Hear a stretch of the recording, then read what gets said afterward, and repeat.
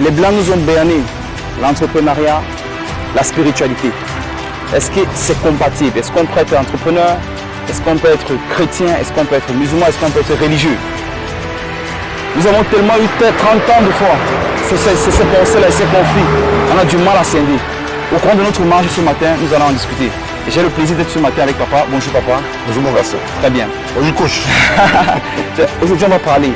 Et je vais te présenter, papa, c'est un entrepreneur et en immobilier et également un religieux, un chrétien catholique fondateur d'un groupe spirituel. Il va nous dire, est-ce que c'est possible de faire les deux? Est-ce qu'il a l'impression de s'être trompé? Ou est-ce que les deux ne sont pas compatibles? En tout cas, pendant toute la conversation, toute notre marche, on va en parler et on verra bien. Sans plus tarder, rejoignez-nous et on commence.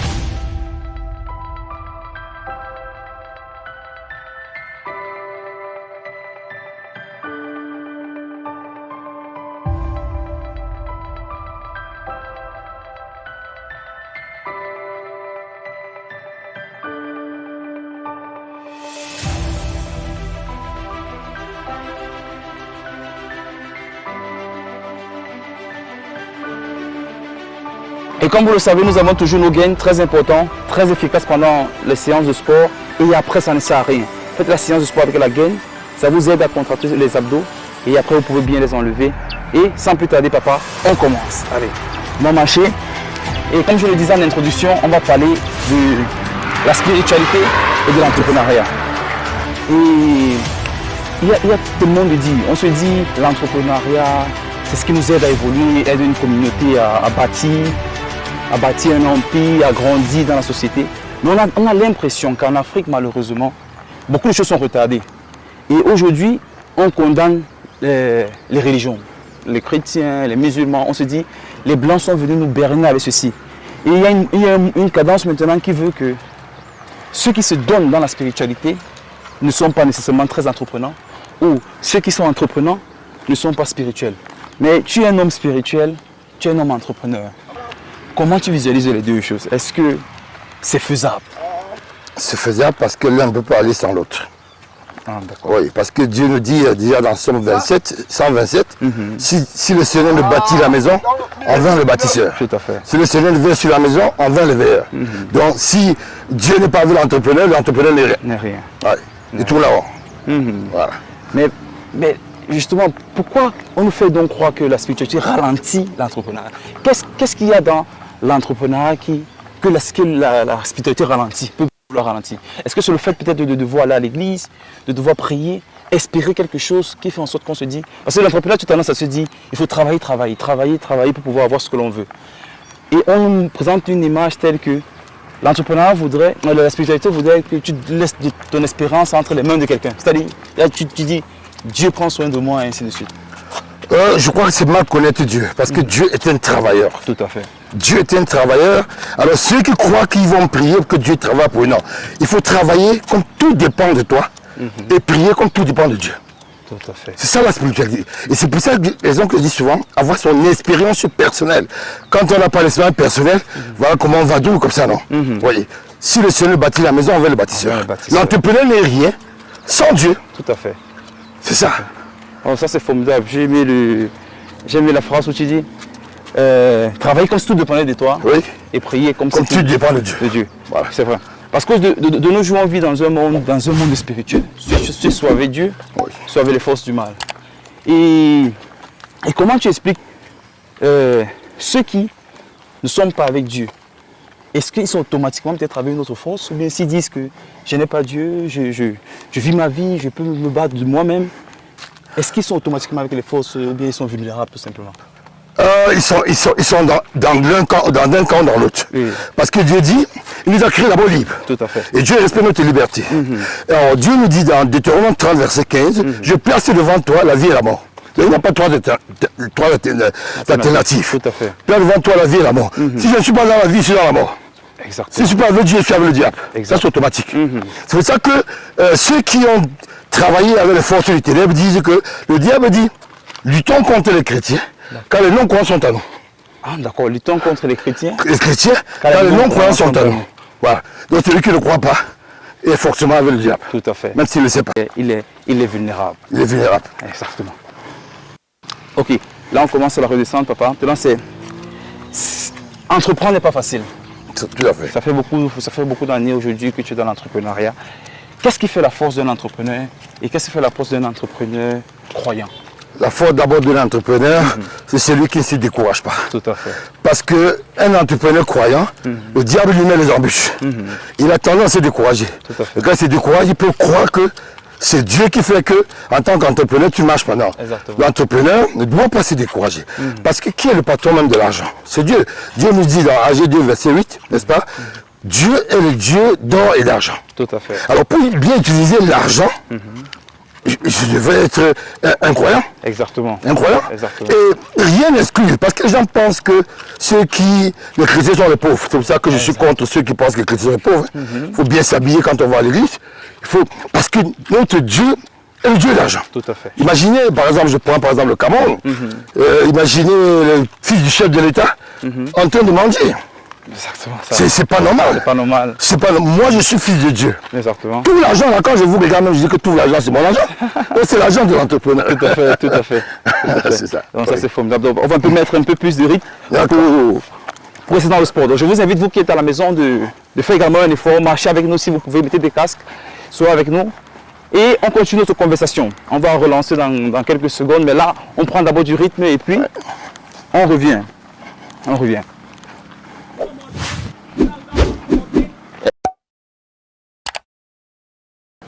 Donc, pourquoi est-ce que il y a un fléau là? Pourquoi on pense que c'est un problème? Est-ce que c'est parce que les chrétiens se comportent peut-être bizarrement ou bien, je ne sais pas. Ou bien, comme tu disais tout à l'heure, peut-être les chrétiens miroitent une certaine pauvreté. On a tendance à relier la pauvreté et la religion, quelque chose comme ça. Bon, moi j'ai envie de dire, quelque part, vous savez, quand je dis que Dieu nous a créé libre, là, parce que chacun parle. Ça veut dire que l'esprit de mal parle, l'esprit de Dieu parle. Tout à fait. Alors, l'esprit de Dieu parle doucement. L'esprit de Dieu parle à haute voix. Tout à fait. Tendance de miroiter, d'écouter plutôt la voix du diable. Exactement. Laisse de prier Dieu, va chercher l'argent. Exact. Qui a créé l'argent? C'est vrai. Dieu, il y a des situations que tu n'arrives pas à comprendre. Dieu lui-même vient t'expliquer comment tu dois travailler. Exactement. Pour gagner un peu plus. Oui, d'accord. Et tu disais que Dieu nous a créés libres. Ouais. Ça, c'est vrai. On a le choix de faire ce que l'on veut. Est-ce que tu as une anecdote? Est-ce que tu as des exemples dans ta vie qui te font croire que oui, ça c'est la main amoureuse de Dieu dans ma vie en tant qu'entrepreneur? Oui, j'en ai plein d'histoires. Je commence déjà par Martin Luther King qui disait crois que c'est la prière qui fait tout. Et c'est prendre Dieu comme quelqu'un, un monsieur cosmique. Exactement. Hein? Oui. Alors, la prière ne fait pas tout.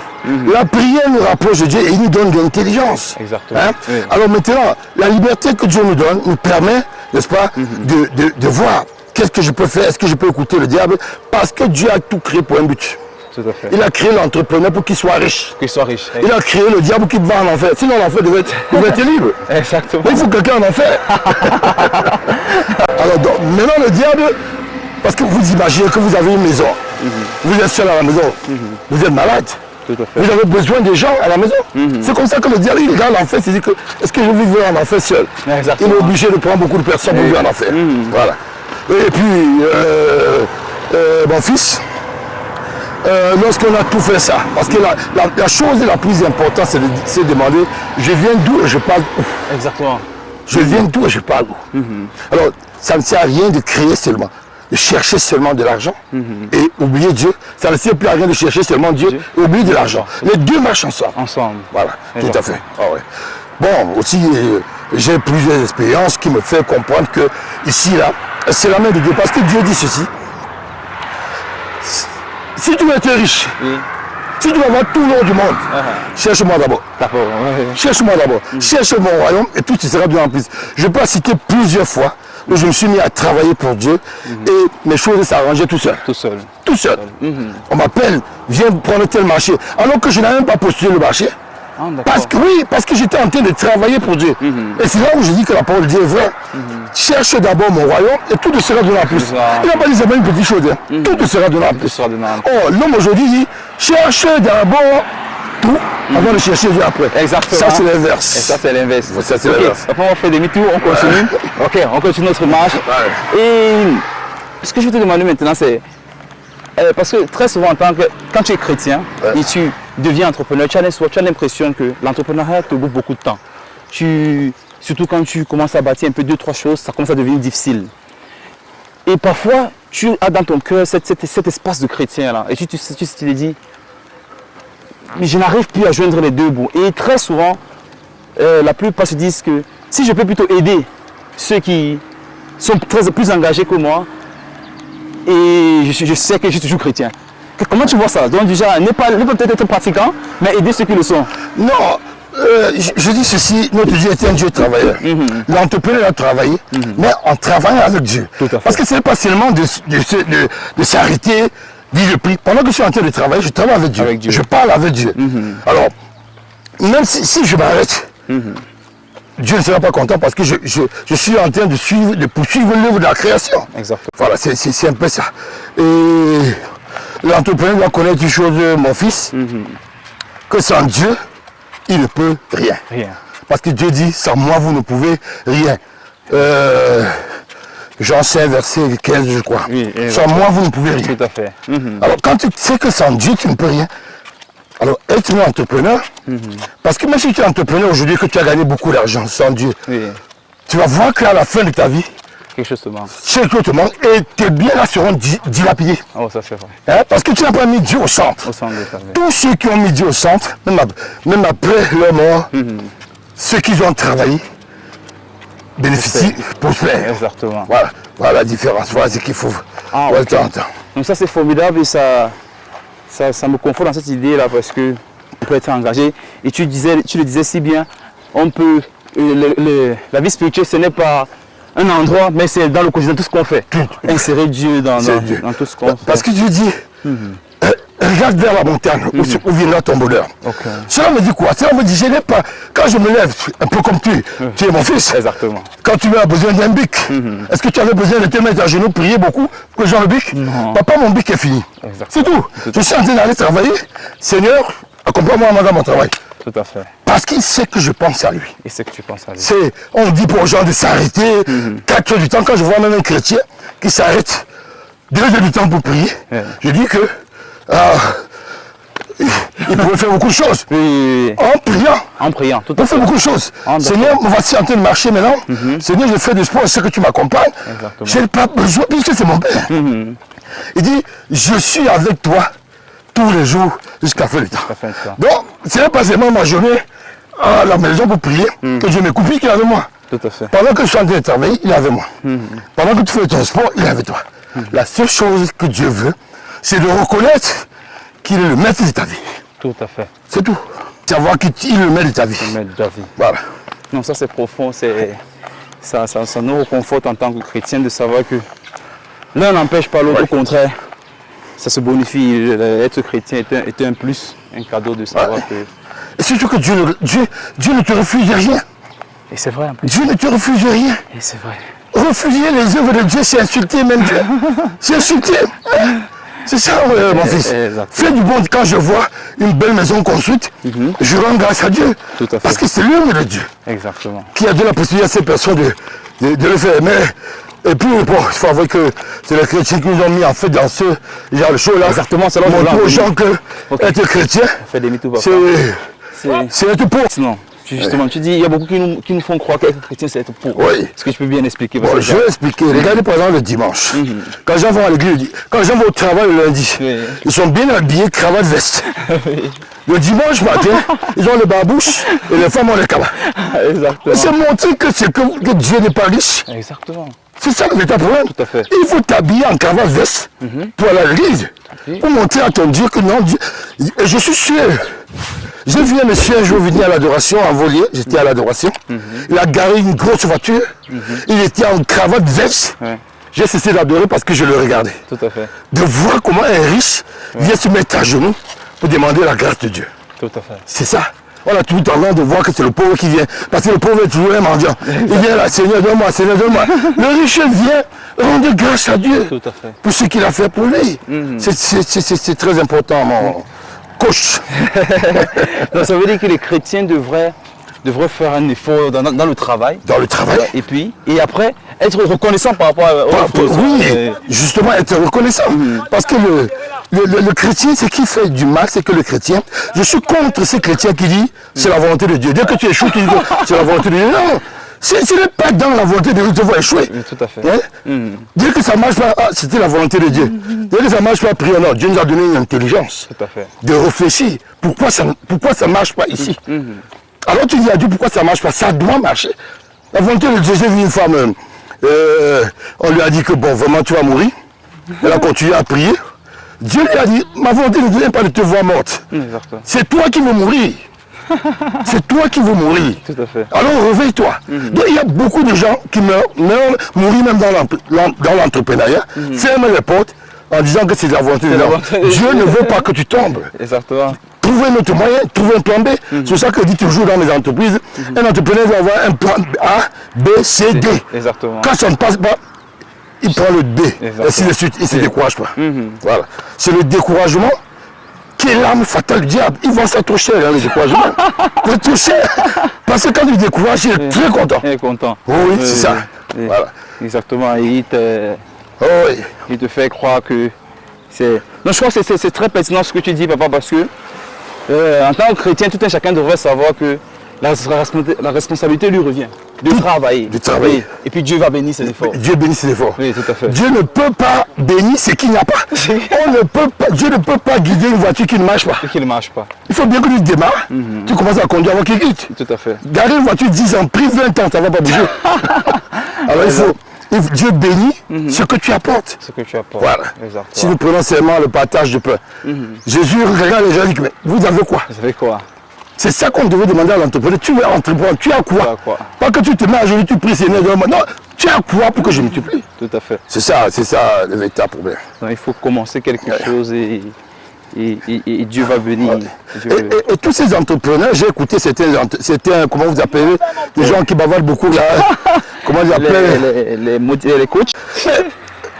Est-ce que dans leur vie, ils n'ont pas de distraction dans leur vie? Ils ne vont pas me dire qu'ils passent tout son temps à trouver le travail. Mais il y a le temps qu'ils s'assoient pour voir même le journal. Pourquoi voit-il un journal?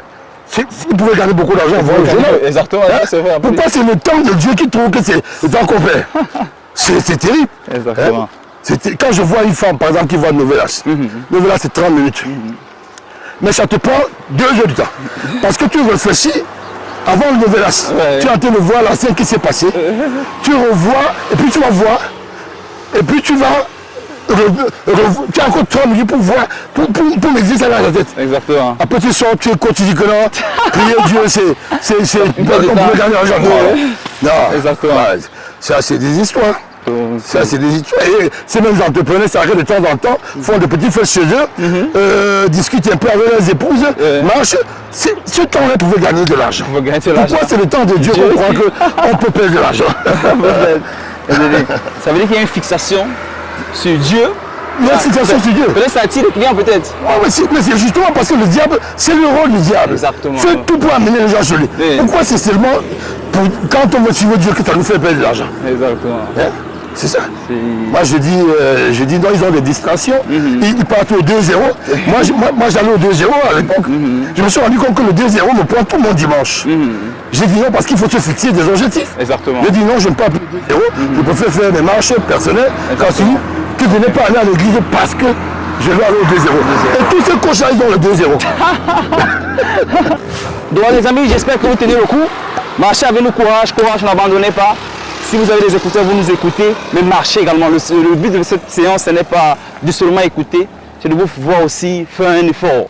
Marchez, faites quelque chose et ensemble on continue de travailler, continue de marcher. Merci à tous ceux qui est encore là. On continue les amis, on n'abandonne rien. Bon, Bataille, je veux qu'on revienne sur un autre aspect maintenant. Il y a un phénomène maintenant qui voudrait qu'on montre la chose comme une invention, bien comme quelque chose que le blanc a créé pour décourager l'Africain. Il y a une tendance qui voudrait maintenant qu'on retourne aux sources, par exemple, et qu'on abandonne toutes nos croyances, en fait, tout ce qui nous a conduit jusqu'ici, et retourner à une certaine source, quelque chose peut-être qui Est-ce qu'il y a un problème entre être africain et être chrétien, par exemple? Bon, en réalité, il n'y a pas de problème entre être africain et être chrétien parce que, comme j'ai dit tout à l'heure, qui a créé les Africains? C'est Dieu. Qui a créé le blanc? C'est Dieu. Et même cette histoire de retour aux sources, ça c'est encore le blanc même qui est derrière, s'il faut bien voir. Parce que le blanc s'est rendu compte aujourd'hui que les Africains ont trop fréquenté. Ils sont intellectuels. Tout à fait. Qu'est-ce qu'il vous fait? Pendant que le blanc est en train de réfléchir, comment on va créer les gens en train de marcher sur la côte pour aller aux États-Unis par exemple, le blanc il vous renvoie 5000 ans en arrière pour aller rechercher les choses qui sont passées il y a 5000 ans. Il y a 5000 ans. C'est important. Par contre, je pose souvent la question quand il dit retour aux sources, les ancêtres. Qui a créé les ancêtres? Et même ces gens qui nous parlent de retour aux sources, les ancêtres, ils ne saluent pas son père. Ils ne rendent pas visite à son père vivant sous prétexte qu'on a dit que son père était sorcier, par exemple. Exactement. Qui lui a dit que son ancêtre n'était pas un sorcier? Pourquoi? C'est ça. Il faut donc plutôt croire à celui qui a tout créé. Exactement. Je prends par exemple le potier, parce que les ancêtres sont comme le potier, comme le pot. Les ancêtres sont comme le pot et Dieu le potier. Alors croire au potier, croire au pot, laisser le potier, c'est très dangereux. Tout à fait. Hein? Voilà, parce que c'est le potier qui connaît le modèle qu'il a donné à son pot. On ne parle des ancêtres, c'est vrai. Nous tous nous croyons aux ancêtres. Nos parents croient aux ancêtres. Alors, croire aux ancêtres n'est pas un péché. Quand je pars, par exemple, à l'ouest, je reste sur la tombe de mes parents, je communique avec eux parce qu'il y a une communication. Tout à fait. Mais ce n'est pas pour dire que on va abandonner Dieu pour cela. Et je leur dis souvent, qu'est-ce qu'il y a de mauvais? Parce qu'ils nous parlent de la Bible. Qu'est-ce qu'il y a de mauvais dans la Bible? Les ancêtres nous ont dit, aimer, les ancêtres nous ont appris l'amour. La Bible nous apprend l'amour. Aime ton frère. Tout à fait. Et Jésus dit, on vous reconnaîtra par l'amour dont vous aurez les uns pour les autres. Est-ce qu'il y a quelque chose de mauvais là? Tout à fait. Il n'y a rien de mauvais. Voilà. Et il y a une tendance à vouloir croire aussi, c'est ce qui m'intrigue un tout petit peu, parce qu'il y a une tendance à vouloir croire que tout ancêtre est forcément une bonne personne. Alors que pas nécessairement. Pas nécessairement. Pas nécessairement. Je vais te prendre une anecdote comme ça. Deux personnes aux États-Unis. Un qui était trop riche et chrétien, l'autre qui était trop riche et travaillait sur le diable. On a cherché leur génération. On a vu la génération de ceux qui étaient chrétiens, qui étaient riches. Dans sa génération, il y a eu des docteurs, il y a même eu un président des États-Unis dans sa génération. Il y a eu beaucoup de personnes dans sa génération, de bonnes personnes. La personne qui avait donné sa vie au diable, on voit dans sa génération, on voit les homosexuels, on voit les drogués, c'est tout ça. C'est tout ça. On pouvait accoucher un enfant, demain devient drogué. Parce que le diable vous donne avec la main gauche, et voici comment le diable vous donne avec la main gauche, et la main droite a le marteau derrière. Et s'il vous compte, connaîtra vos enfants. Ah, tout à fait. Oui, c'est automatique. Connaîtra vos enfants. Donc, le mieux pour quelqu'un de bien, c'est de savoir que on peut y avoir dans nos ancêtres des gens qui ont servi le diable, des gens qui ont servi Dieu. Voilà pourquoi même, il faut même parfois questionner, voir la vie des gens, avant même de les chercher. Hein? Oui, c'est ça. Vous ne connaissez pas, vous dites des ancêtres. Mais j'ai quelqu'un sur la main qui parle des ancêtres, mais qui refuse de voir, d'aller vers son père. Tout à fait. Oui, d'aller vers son père. Oui. Qui sera l'ancêtre de son père. Alors, si tu ne montres pas déjà à ton fils que j'aime mon père, comment tu voudrais que ton fils croit aux ancêtres? Donc je crois que c'est... Et puis, il y a une chose qui me plaît beaucoup, mon fils, c'est que ces gens-là, ils disent que le blanc a porté tout, mais ils utilisent l'appareil du blanc pour parler. J'ai dit à l'autre un jour, donne-moi ta voiture, je veux croire en toi. Exactement. Parce que la voiture que tu as, c'est le blanc qui a créé. Voilà. Donc c'est un peu ça. Et tu l'utilises. On parlera davantage de ce fléau-là qui voudrait un certain retour aux sources. Il y a forcément quelque chose qui motive cela. Tout à fait. Peut-être qu'on va essayer de le creuser. J'ai même dit à un prêtre l'autre jour, l'Église ne fait rien pour arrêter cela. Tout à fait. L'Église doit apporter quelque chose. Un peu comme ce que nous sommes en train de faire aujourd'hui. L'Église doit multiplier des actions comme ça pour permettre aux gens de comprendre la réalité dans tout ça. Qui est caché dans tout ça. Voilà, c'est ça. Tout à fait. C'est exactement ça, mon garçon. Donc c'est formidable, c'est formidable. On arrive déjà plus ou moins au terme de notre vidéo. Merci d'avoir été jusqu'ici. Papa, comment tu te sens? On est presque à la fin. Vraiment, merci de l'échange. C'était formidable. C'était formidable. C'est toujours un plaisir de faire une séance avec papa. Et si tu avais un mot de la fin, si tu voudrais résumer un peu tout ce qu'on a dit aujourd'hui, qu'est-ce que tu dirais à tous ceux qui t'écoutent? À tous ceux qui m'écoutent, à tous ceux qui m'écoutent, je leur dirais que Dieu ne retire rien dans ce que vous voulez faire. Dieu est toujours présent. Si vous voulez entreprendre quelque chose, réfléchissez, multipliez les actions, priez aussi. Mais ça ne veut pas dire que vous allez prier sans rien faire. Dieu ne va pas bénir quelque chose si vous n'avez rien fait. Donc, être un entrepreneur, comme je te vois dans ton entrepreneuriat aussi, parce que les chats ne font pas les chiens, les enfants. Tu es un jeune entrepreneur, et je sais que tu aimes Dieu, je sais que tu cherches Dieu, et tu vas voir que Dieu va te bénir. Et les gens vont se dire, qu'est-ce qu'il fait, qu'est-ce qu'il apporte un plus dans ce qu'il fait. Tu diras tout simplement, c'est Dieu. C'est Dieu. Parce que Dieu a dit dans sa parole, s'il ne croit pas, qu'il croit moi aux œuvres que je fais. Exactement. Alors si un chrétien n'a pas d'œuvre dans sa vie, ça veut dire qu'il ne croit pas en Dieu. Hein? Alors croyez en moi parce que j'ai des amis qui croient en moi, parce qu'ils savent que ils voient les œuvres de Dieu dans ma vie. Ils voient les œuvres de Dieu dans ma vie. Voilà. Même seulement vous, ce sont les œuvres de Dieu. Voilà. Et puis c'est formidable. Exactement. Alors donc, les gens qui ne croient pas, croient en moi à cause des œuvres de Dieu. À cause des œuvres de Dieu. Voilà. Tu ne peux pas croire quelqu'un qui tu ne vois pas des œuvres. Quelqu'un peut venir le dire sur les gens. Quand tu viens prier, quand tu viens m'évangéliser, tu as les sandalettes, je ne te crois pas. Parce qu'il n'a pas l'œuvre de Dieu dans ta vie. Et ça c'est vrai. Gagne, jolie voiture, tu sors, que tu aimes Dieu. Voilà, je le crois. Donc c'est ce que je voulais dire. Et merci aussi, mon fils, pour cette séance d'entraînement. Je pense que c'est des choses à multiplier. Et on va le faire. Je veux le faire. Même après que tu sois rentré, je vais continuer. J'ai vu l'espace ici, c'est très bien. Je viendrai de temps en temps ici marcher. Ne serait-ce que pour te rappeler que je suis tes yeux. Merci papa. On était avec papa Paul. C'est un entrepreneur vivant, un chrétien, fondateur d'un groupe chrétien à l'église catholique, Cœur d'amour de Jésus. Donc il sait de quoi il parle. Chrétien pratiquant, entrepreneur engagé. Vous aussi les amis, rien ne vous empêche de faire un effort. Moi aussi, je suis un chrétien et je vois les bienfaits de Dieu dans ce que je fais. J'ai une vie à construire. Et comme disait papa, si le Seigneur ne bâtit la maison, en vain les bâtisseurs. En vain ce que je ferais si la main de Dieu n'est pas sur ces projets. Alors merci d'avoir suivi nos vidéos jusqu'ici. Merci à l'équipe technique, ce n'était pas facile, il fallait monter, descendre, parce que sinon on marchait, les gars couraient. Merci beaucoup, merci d'avoir été là jusqu'à la fin. N'oubliez pas de vous abonner, ça fait plaisir. N'oubliez pas de laisser un like et partager cette vidéo que vous voudrez voir. Suivre tout ce qu'on a dit pendant cette vidéo et ensemble, on va construire une belle équipe. Parce que l'objectif est plus grand. Super.